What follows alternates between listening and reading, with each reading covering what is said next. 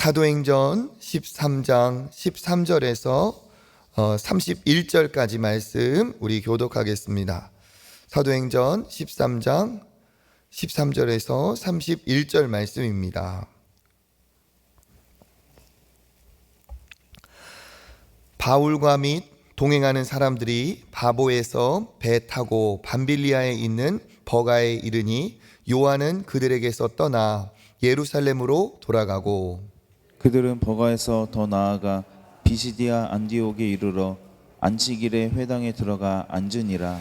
율법과 선지자의 글을 읽은 후에 회당장들이 사람을 보내어 물어 이르되 형제들아 만일 백성을 권할 말이 있거든 말하라 하니 바울이 일어나 손짓하며 말하되 이스라엘 사람들과 및 하나님을 경외하는 사람들아 들으라. 이 이스라엘 백성의 하나님이 우리 조상들을 택하시고 애굽 땅에서 나그네 된 그 백성을 높여 큰 권능으로 인도하여 내사 광야에서 약 40년간 그들의 소행을 참으시고 가나안 땅 7족속을 멸하사 그 땅을 기업으로 주시기까지 약 450년간이라. 그 후에 선지자 사무엘 때까지 사사를 주셨더니 그 후에 그들이 왕을 구하거늘 하나님이 베냐민 지파 사람 기스의 아들 사울을 40년간 주셨다가 패하시고 다윗을 왕으로 세우시고 증언하여 이르시되 내가 이새의 아들 다윗을 만나니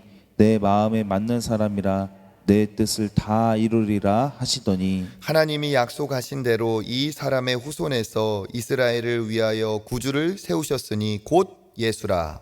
그가 오시기에 앞서 요한이 먼저 회개의 세례를 이스라엘 모든 백성에게 전파하니라. 요한이 그 달려갈 길을 마칠 때에 말하되 너희가 나를 누구로 생각하느냐 나는 그리스도가 아니라 내 뒤에 오시는 이가 있으니 나는 그 발의 신발끈을 풀기도 감당하지 못하리라 하였으니 형제들아 아브라함의 후손과 너희 중 하나님을 경외하는 사람들아 이 구원의 말씀을 우리에게 보내셨거늘 예루살렘에 사는 자들과 그들 관리들이 예수와 및 안식일마다 외우는 바 선지자들의 말을 알지 못함으로 예수를 정죄하여 선지자들의 말을 응하게 하였도다. 죽일 죄를 하나도 찾지 못하였으나 빌라도에게 죽여달라 하였으니 성경의 글을 가리켜 기록한 말씀을 다 응하게 한 것이라.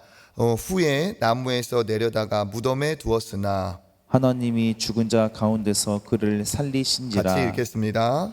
갈릴리로부터 예루살렘에 함께 올라간 사람들에게 여러 날 보이셨으니 그들이 이제 백성 앞에서 그의 증인이라. 아멘. 할렐루야. 네, 기분 좋은 수요일 아침입니다. 기분 좋은 일이 넘치시기를 축복합니다. 예, 사도행전 우리가 말씀을 함께 나누면서 또 복음에 대해서 복음을 증거하는 또 사도들의 이야기에 또 은혜를 나누고 있습니다. 특별히 선교 주간이라 우리가 딱 정해서 선교에 대해 더 우리가 돌아보는 때에 이렇게 또 사도행전 말씀을 나누게 되어서 얼마나 기쁜지 모르겠습니다. 그리고 우리 이강용 선교사님의 소식도 듣고 우리가 다 우연은 없는 것 같아요. 그렇죠? 하나님의 뜻이 있고 하나님께서 또 우리에게 더 깨닫게 하시고 또 기도하게 하신 것이라 믿습니다. 아까 잠깐 말씀드렸던 것처럼 선교사님하고 이제 전화 통화를 하면서 소식을 들었는데 제일 감사하다 한 것은 아까 나눈 것처럼 인명피해가 없는 게 제일 감사하다 그렇더라고요. 막 이렇게 뚝처럼 있던 물이 갑자기 이렇게 쏟아지면서 막 물이 차올랐는데 순식간이었대요. 순식간에. 그래서 같이 비가 쏟아지고 하니까 이따가 문을 여는데 그냥 물이 쏟아져 들어오면서 하여튼 그런 일이 벌어져서 신속하게 2층으로 대피를 했는데 물이 그냥 금세 차올랐대요.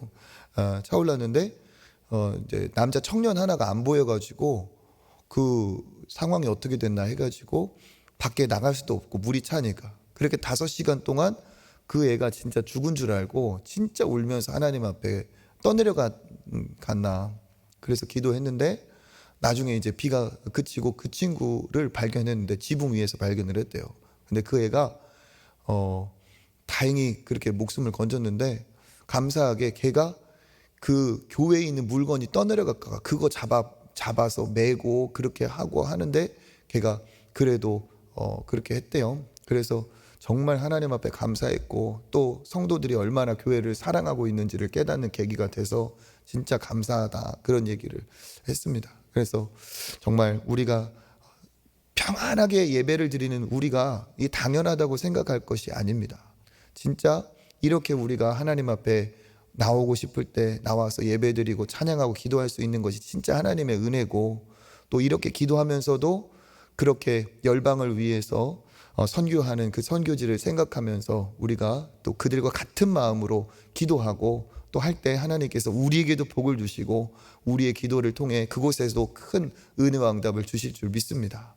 우리의 영혼이 또 우리 스스로도 이러한 소식을 듣고 기도하면서 잠자던 우리 영혼이 또 깨어나는 그런 계기가 되었으면 좋겠습니다.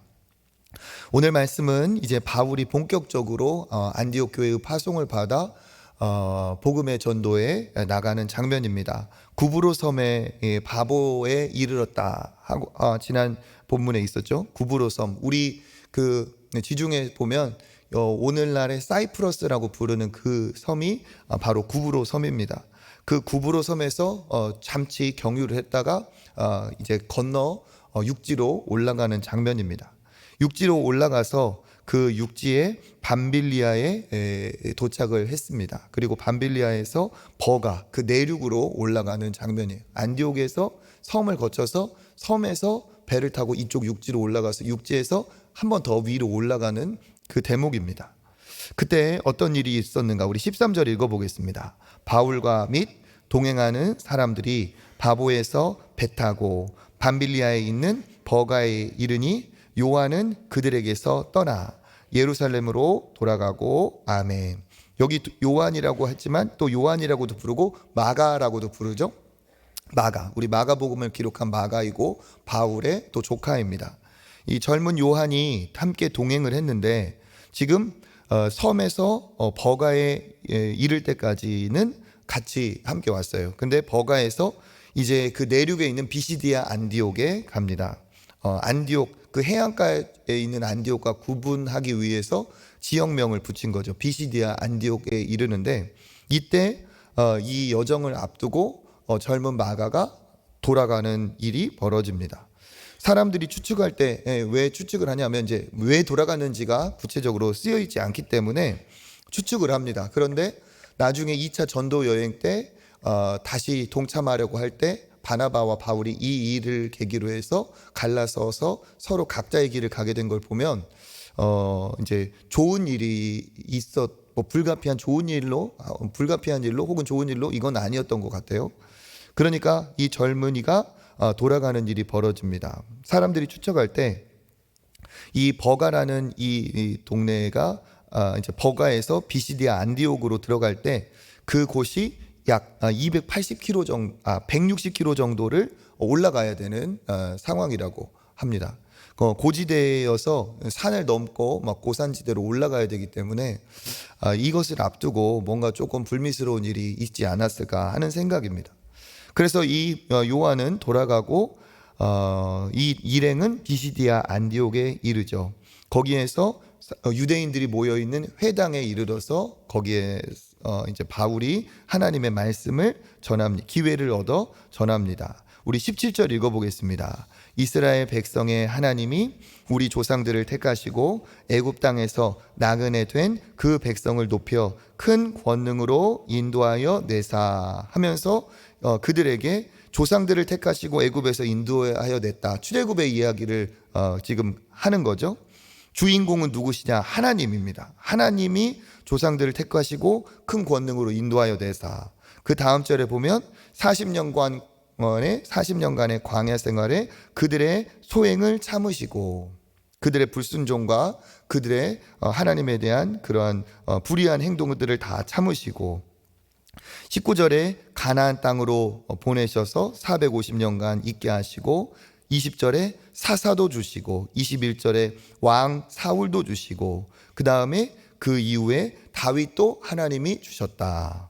22절 읽어보겠습니다. 패하시고 다윗을 왕으로 세우시고 증언하여 이르시되 내가 이새의 아들 다윗을 만나니 내 마음에 맞는 사람이라 내 뜻을 다 이루리라 하시더니 아멘.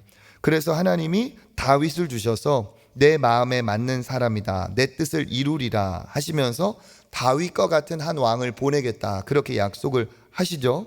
그 약속하신 그분이 누구시냐? 23절 보니까 하나님이 약속하신 대로 이 사람의 후손에서 이스라엘을 위하여 구주를 세우셨으니 곧 누구라? 예수라. 그러니까 하나님께서 너희들을 과거의 조상 그 압제받던 노예에서 택하셔서 자유도 주시고 광야에서도 인도해 주시고 또 땅도 주시고 사사들도 주시고 다윗과 같이 그렇게 잘 좋은 왕도 주셨는데 약속하신 대로 천년이 지난 후에 예수라는 분을 구원자로 주셨다. 그리고 예수라는 분이 오시기 전에 요한을 보내셔서 요한이 어떻게 예수를 증거했느냐, 신발끈을 풀기도 감당하지 못하겠다 할 정도로 그 예수는 그 존경받고 인정받는 요한에 비해서도 탁월하신, 비할 수도 없는 구원자가 바로 예수님이다. 그러니까 바울은 어떻게 얘기하고 있습니까? 그 하나님이 이스라엘 백성들을 택하셔서 예수님을 보내시기까지 한 하나님의 구원의 약속을 이루시는 내용을 증거하고 있습니다. 그런데 그 예수님이 우리에게 오셔서 구원의 말씀을 주셨음에도 불구하고 27절 읽어보겠습니다. 예루살렘에 사는 자들과 그들 관리들이 예수와 및 안식일마다 외우는 바 선지자들의 말을 알지 못함으로 예수를 정죄하여 선지자들의 말을 응하게 하였도다. 아멘. 안식일마다 선지자들의 말을, 그러니까 구약 성경의 말씀을 외웠지만 예수님이 그들을 위해 하나님이 보내주신 구원자이심을 알았다 몰랐다? 몰랐다는 거죠. 그래서 그를 핍박하고 죽임으로 그 하나님께서 보내신 하나님의 구원자가 죽게 될 것이고 모든 죄를 우리를 위해 다 십자가에서 해결하실 것이라는 것을 응하게 하는 일이 실제로 벌어졌다. 그래서 29절에 보니까 성경에 그를 가리켜 기록한 말씀을 다 응하게 하신 것이다. 후에 나무에서 내려다가 무덤에 두었으나, 우리 30절과 31절 읽어보겠습니다. 하나님이 죽은 자 가운데서 그를 살리신지라. 갈릴리로부터 예루살렘에 함께 올라간 사람들에게 여러 날 보이셨으니 그들이 이제 백성 앞에서 그의 증인이라. 아멘. 그래서 바울의 이 말씀이 어떻게 이어집니까? 하나님이 우리를 택해서 구원을 베풀어 주셨고, 그리고 완전한 구원자로 다윗과 같은 한 왕을 약속하셨는데 그가 바로 예수님이다. 그런데 예수께서 이 땅에 구원자로 오셨지만 우리 조상들이 불순종했던 것처럼 이 예루살렘에 있는 유대인들이 불순종하여서 그를 알아보지 못하고 십자가에 못 박는 일을 행했으나 선지자의 말씀대로 그게 다 응한 후에 어떻게 되었다는 거죠? 하나님께서 그를 죽은 자 가운데서 다시 살리셨고 여러 날 동안 우리에게 보이셨고 우리가 바로 그 일의 증인이다. 그러니까 하나님으로부터 시작한 그 구약 시대의 구원이 예수 그리스도로 실제 성취가 되었고 그 구원에 우리가 목격자가 되었다. 바로 부활의 예수님의 우리가 증인이다. 그런 얘기를 지금 하고 있죠. 그러면서 이 이야기가 내일 본문에 이어지면서 이제 너희들도 예수를 믿게 하라 하는 그런 내용으로 이어집니다. 오늘 말씀의 처음 시초가 어떻게 시작되었죠? 그 요한이 젊은이가 같이 동행하다 포기하는 일이 벌어졌습니다. 이건 분명히 공동체의 부정적인 일이 되었겠죠. 그래서 우리가 이것을 보면서 생각할 수 있는 게 무엇입니까? 정말 출발하는 그 시작도 참 중요하고 우리에게 있어서 복되지만 우리가 중도에 하차하지 않고 끝까지 완주하는 것은 어떻다는 거죠? 더 중요하다는 거죠. 시작을 우리가 멋지고 화려하게 빵빠레를 울리면서 출발한 것도 정말 우리에게 중요한 거지만 시작이 그렇게 화려하다고 해서 과정도 화려할 수는 없고 또 끝까지 그것이 다 이어질 수도 없는 것이죠. 우리에게 출발이 박수가 있고 갈채가 있었다면 더 큰 열매는 언제 있는가? 마지막에 마치고 다 그것을 완주하고 이루었을 때 하나님께서 더 큰 은혜와 복을 주실 줄 믿습니다. 나중에 이 마가도 회복을 하여서 바울에게도 인정받고 또 자기의 사명을 감당하는 일을 벌어졌지만 그의 인생에서도 어쩌면 후회로 남았을 수도 있어요. 그렇죠? 내가 그때 거기에서 포기하지 않고 끝까지 갔더라면 얼마나 좋았을까, 내 인생에 또 어떤 일이 벌어졌을까 하면서 분명히 그 일을 회고하는 일이 있었을 겁니다. 우리 역시도 하나님이 기뻐하시고 하나님이 원하시는 것을 우리가 때로는 다 달성한 적도 있고 또 때로는 중간에 그것을 놔버리거나 포기한 적도 물론 있었겠죠. 그런데 중요한 건 뭡니까? 우리가 잘 시작한 것도 중요하지만 과정이 힘들고 어렵다고 해서 그것을 포기하는 것보다 그것을 이겨냈을 때 진짜 가치 있는 일이 반드시 있다는 사실이죠. 저는 이런 얘기를 가끔 합니다. 목사님 왜 이렇게 힘든지 모르겠습니다. 주일학교 교사를 할 때도 그렇고 내가 어떤 직분을 감당하는 것도 그렇고 내가 무슨 여전도회 남전도회 회장이든 임원이든 할 때 쉽지 않고 어려워요. 그러니까 마음속에 무슨 생각이 듭니까? 이거 진짜 그냥 그만둬버릴까? 그냥 잠수 탈까? 올해까지 하고 그냥 다 못하겠다고 하고 다 내려놔 버릴까?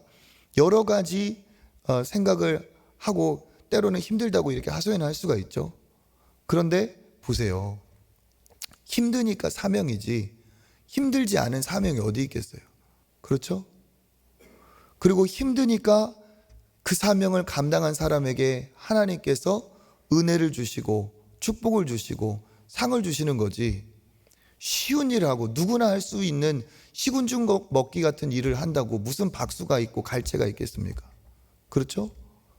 어려운 과정이 있고 힘든 과정이 있기 때문에 나에게도 보람이 있고 이루었을 때 나에게도 자랑이 되고 결국 하나님도 그렇게 끝까지 포기하지 않고 중도에 탈락하지 않고 못하겠다고 두 손 두 발 뻗지 않고 끝까지 한 것에 대해서 하나님이 상을 주시지, 중도에 탈락하고 중도에 못하겠다고 한 것에 대해서 무슨 상이 있고 뭐가 칭찬이 있겠습니까?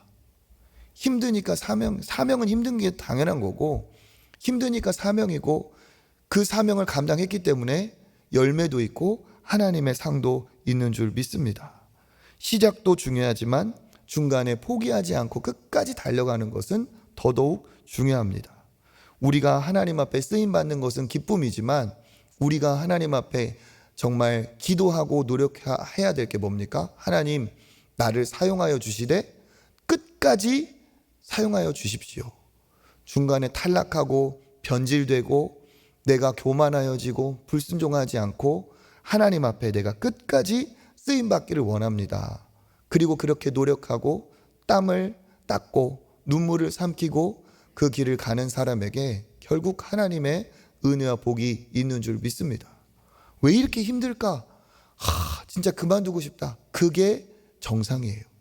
그리고 그게 잘하고 계신 거고 그것을 넘어갈 때 나에게도 간증이 있고 반드시 그것을 통해 하나님의 은혜가 있을 줄 믿습니다. 그리고 우리가 또 깨달을 수 있는 게 뭡니까? 이 바울은 증인이라고 항상 자기를 얘기하고 있어요. 증인. 나는 변호인이 아니라 나는 증인이다. 편들어주는 사람이 아니라 나는 체험한 사람이다. 체험한 사람이 가장 확실한 증인이 될 줄 믿습니다. 우리가 주님 앞에서 구원의 증거 또 하나님이 함께 하시는 증거를 가진 증인이 되어야 되지 남 얘기 들은 그러한 편들어주는 사람 정도가 되어서는 안 되겠죠. 특별히 이 바울에게는 성경을 보는 탁월한 눈이 있었습니다. 구약으로부터 시작하여서 예수 그리스도로 이어지는 이 말씀에 대해서 꿰뚫어 보는 눈이 그에게 있었죠. 성경은 각각 나누어 보면 하나의 이야기지만 그것을 거시적으로 이렇게 통으로 보면 예수 그리스도를 보내신 예수 그리스도를 약속하신 하나님의 구원의 약속이에요. 작은 구원 하나하나 눈에 보이는 것이 결국은 우리를 향한 완전한 구원, 영원한 구원을 다 예고하고 있고 그것을 그 안에 담고 있습니다.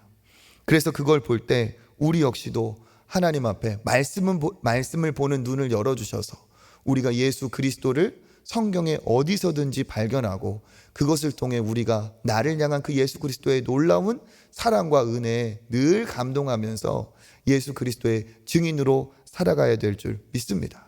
그래서 누구를 만나 성경을 정해도 예수 그리스도를 얘기할 수 있고 구원자이신 예수 그리스도로 인하여 증거를 가지고 담대하게 여기 지금 이른 비시디아 안디옥은 예루살렘으로부터 거리를 측정하면 약 700km가 넘는데요. 700km가 넘는데요.